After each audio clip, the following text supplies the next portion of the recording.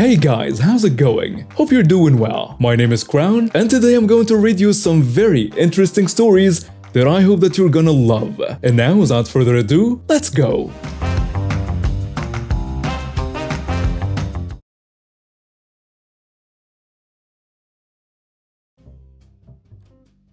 My father, a guy who worked for the same media company since the 60s, got pushed out of a company but came out better than the guy who wronged him.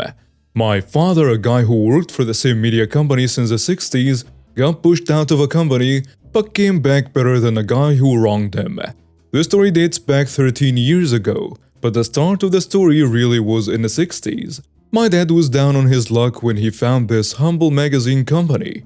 My father went to work for them and started in the printing presses. He became part of the union. Over time, he was moved up to a supervisory position. My father, at his top of the game, was then asked if he'd want to join different functions of the company. So he got essentially to get his hands in the various areas of the company, including writing, photography, and design, and moved up to a middle manager. Then a new owner of the company comes in. The takeover happens. They sack a lot of the higher paid guys. My father still had an older, we will call a union contract still, so he couldn't be let go. They tried over 5 years to get rid of him by cutting his budget, writing him up, but he never gave in and he contested the write-ups. They were never able to stick anything to him, so they moved him laterally in the company, so his last position where he spent a few years in sales and distribution. So as a manager there he would lead a team. He opened his year by placing a bid on how he will do and how small a budget he'd need. My father would factor in specifics to his budget. My father would thorough and give them things like risk assessment, delivery cost, partnership benefits, and so on, even though they weren't even required. His direct bosses appreciated them at least. Overall, it would take a better part of a month to put a proposal together. So my father was an old school type. Instead of plain old calling people, he would drive out to them. He would meet with them face to face because a personal touch would win their trust. So a new guy enters the scene and tries to be buddy-buddy with my father. We will call this guy moron manager. He stuck to my father like glue. My dad was nice enough to mentor him. The guy hated to drive out with my dad. He'd sit on a phone, cold call, and rely on email. My father showed him everything that had to do with the biz. My father even showed him how to build a better efficient report/bid. So bid season hits, and Dad works furiously to get the data compiled.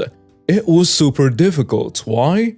Because he was factoring in the risk of loss due to the internet. People were buying less magazines and more about reading it on the internet. Dad put a report together, some 20 pages outlining everything. Dad put it in 3 days ahead of schedule. The moron somehow intercepted the bid. He put a made-up report together. According to this moron's report, sales would go up in his care. Total punk. And that his team could buy cold calls, emails alone, get the buyers, subscribers, partners, advertisers. He claims he could get double sales at half the budget. My father was outbid and the union couldn't do anything. My father was let go. He didn't feel wronged until he found out the whole thing was a setup. The moron was a spy from the beginning, set forth by the company to outmaneuver my dad. Now keep in mind, the moron only intercepted the bid. He hadn't seen the reports or compiled data. See, when you do these reports, this data, being evidence for your claim, is key. You use that data to make sure your bid won't destroy your budget for your department or, in this case, wreck the company profits.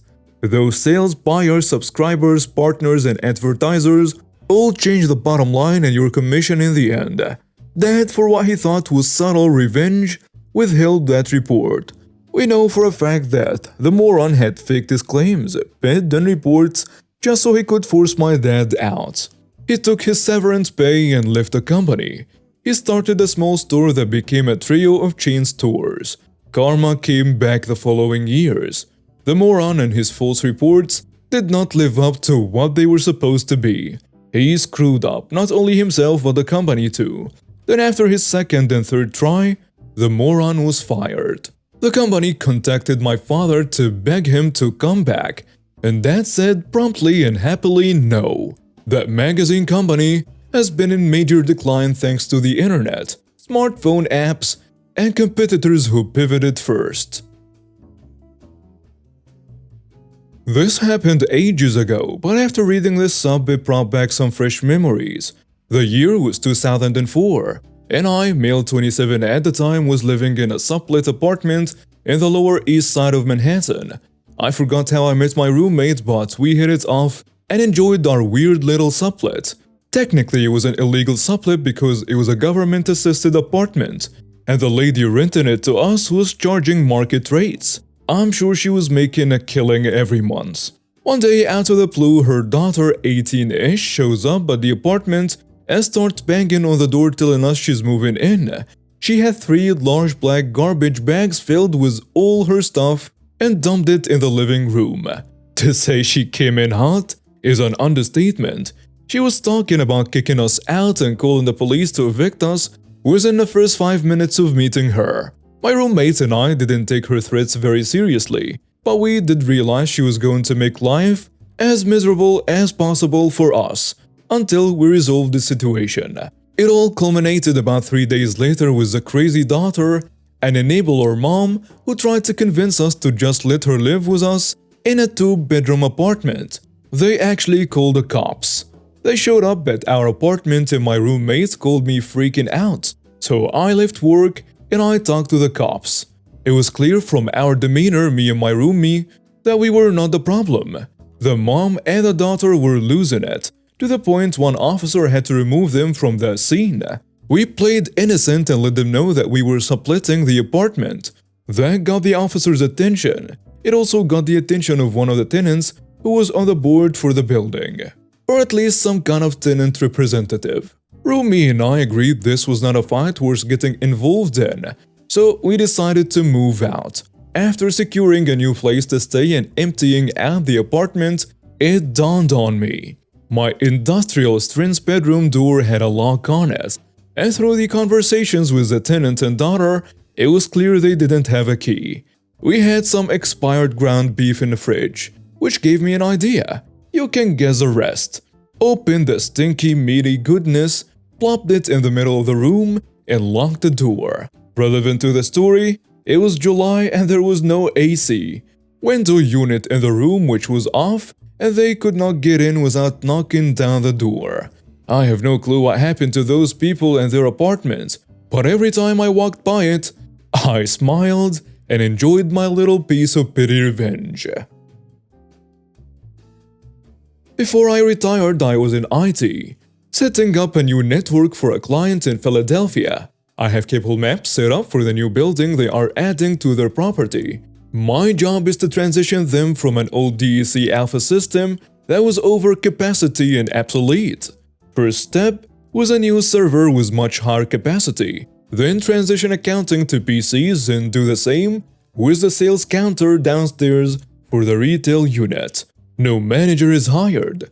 A young woman, early 20s, redhead with attitude, talks to everyone like they are idiots. The company had just hired a bilingual Latina as receptionist and switchboard operator. This manager takes an instant dislike to this young lady, taking every opportunity to find fault with her work. Mode of dress and phone manner, the Latina is nothing but professional though. This facility is not in the best part of town. We were warned not to walk to the local sandwich shop alone. I'm older, 6 foot plus and 200 pounds, so I'm usually invited to join the ladies when they want to go out for lunch. To the local shop, all is good. Manager calls me to her office to complain that I'm on speaking terms with a Latina and other women she wants gone. I'm a subcontractor, not under her authority.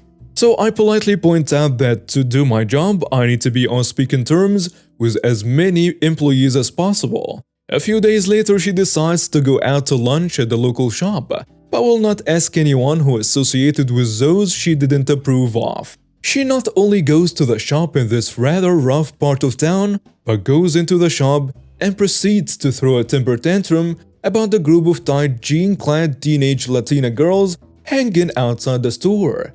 Cook customers of the store went ballistic when the owner refused to run off the teenage girls. The manager, which complained about these Latinas hanging outside, this is a Hispanic neighborhood, gets her sandwich, stormed outside, and shoves her way through the teenage girls, all high school age girls.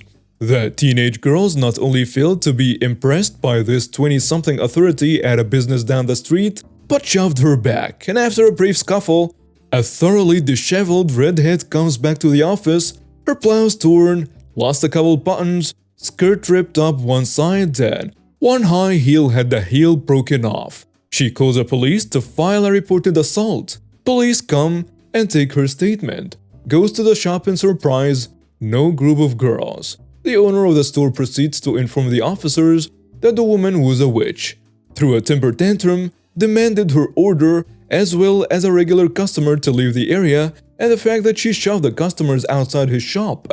He also informed the police she was not welcome back in his shop. A week later, she got in an altercation with the site manager of one of the company's largest customers, who came in to go over some special orders she needed placed for a large project they just won.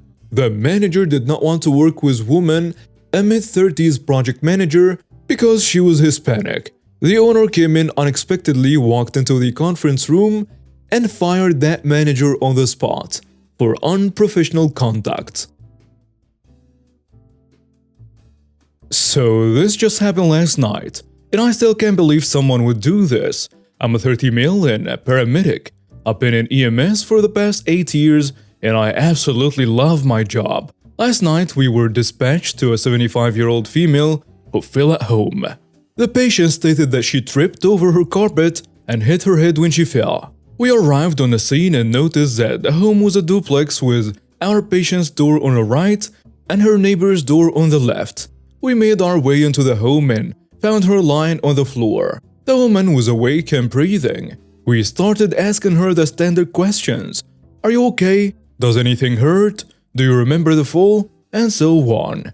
She stated that she has a pounding headache, that she remembers walking to bed and then waking up on the floor. In my field, that's a pretty big red flag. We noticed that she's got a pretty good lump on the side of her head and a big bruise starting to form already. Noticing the bruise, I asked her if she was on any blood thinners. She said that she was on blood thinners for a previous stroke she had a few years ago.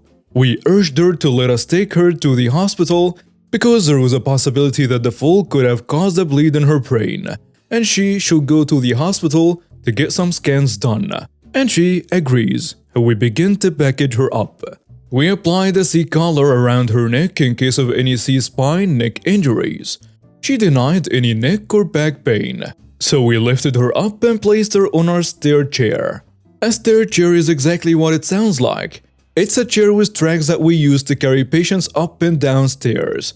As we were getting her out of the house, her neighbor whipped the door open and started yelling about how she couldn't sleep with all the lights and noises outside.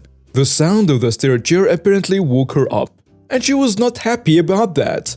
My lieutenant walked over to her and apologized and said that we were dealing with a medical emergency and that we would be leaving soon enough. The caring neighbor then noticed that our patient was her neighbor, and that's when she started yelling about something totally different. The entitled neighbor started yelling, "You can't take her to the hospital! I have errands to run tomorrow, and she needs to watch my kids." My lieutenant again reiterated that we were here for a medical emergency, and that her health is more important than her errands. The entitled neighbor let out a loud huff and then slammed the door in his face. We thought that was the end of it, but we were wrong. After a few minutes in the back of the ambulance, we told our lieutenant that he could take the engine crew back to the station and that we are going to be heading out in a few minutes. After we checked her vitals, got an IV going, and started giving her IV fluids, my partner got out of the back and went up to the driver's seat. About 5 seconds later, the back doors of my ambulance fly open. And who do I see? The entitled neighbor, of course. Apparently she needed a few minutes to get dressed before coming outside. "What the hell do you think you're doing?" She yells back. I told you that she can't go to the hospital because she has to watch my kids tomorrow. She then starts trying to pull the cot out of the ambulance with our patient on it. Luckily, she didn't know how to unlatch the cot and couldn't get her out. I can't watch your kids tomorrow because I fell in. I might be having a stroke. The entitled neighbor yells back at her and says, You're fine. You don't need to go to the hospital because you're not having a stroke. My partner then hears a commotion and goes to the back of the ambulance. He pulls her off the cot and I slam and lock the doors. You could tell that the entitled neighbor was about to become combative. It's important to know that either the police department or the sheriff's department responds to our calls too, when it's at night. Because of where we were, it took a few minutes for the sheriff's department to show up on scene, but he got there just in time. I couldn't hear much through the door, but I saw the officer get out of his cruiser with his taser drawn. My partner runs back up to the driver's seat and starts heading to the hospital. The last thing I saw through the back windows was the entitled neighbor stomping towards the officer and then her hitting the ground after being tased. Super satisfying to watch. I was talking with my patient and asked what was that all about, and she said that the entitled neighbor would just drop her 3 young kids off at her house and leave for several hours at a time with no notice. My patient had no idea that she was supposed to watch the kids at all because, again, the entitled neighbor never even gives her a heads up about these things. Small update. My contact at the hospital said that the patient does not have a bleed. She does, however, have a really nasty looking bruise on her face from the blood thinners. It's incredibly common. She will most likely be going home soon. There is no update on the neighbor. I probably will not hear anything back until my next shift day. Another update. The patient is back home now and resting comfortably. Like I said before, the hospital found no signs of a bleed, and she was discharged the next day. She was advised to file for an order of protection from the neighbor, and she, with the help of her daughter, managed to apply for the order. I got in touch with the officer. Long story short, the entitled neighbor was just kind of a jerk. I am, however, hoping that the patient presses charges for assault. Thank you for watching and see you next time.